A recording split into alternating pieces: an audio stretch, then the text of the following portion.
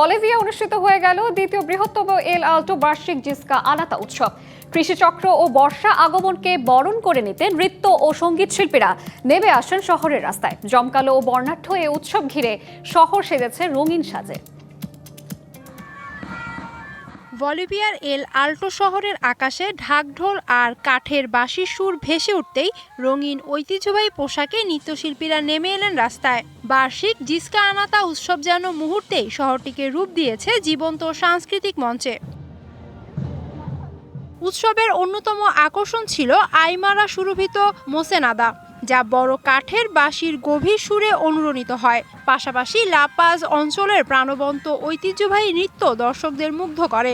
এসব পরিবেশনা শুধু বিনোদন নয়, কৃষি জীবন, বপন, বৃষ্টিপাত ও প্রথম ফসলের সঙ্গে মানুষের আত্মিক সম্পর্কের প্রতীকী প্রকাশ।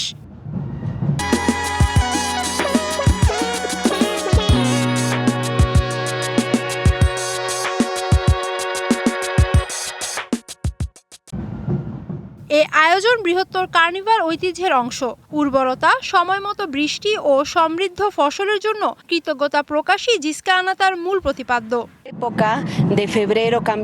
সব সময় বর্ষা ঋতুকে সম্মান জানাই। জিসকা আনাতা কেবল উৎসব নয়, বরং প্রকৃতি ও মানুষের পারস্পরিক নির্ভরতার প্রতীক। কার্নিভালের এই সময়ে এসব কিছুর জন্য প্রার্থনা ও সম্মান জানাই। প্রতি বছরই বলিভিয়ার দ্বিতীয় বৃহত্তম এই নগরীতে কৃষিচক্র ও বর্ষা আগমনের সূচনা উদযাপন করতে আইমারা ও অন্যান্য আদিবাসী জনগোষ্ঠী বিশাল এই শোভাযাত্রায় অংশ নেন।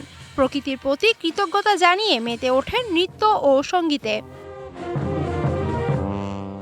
Humaira Ira, DBC news desk.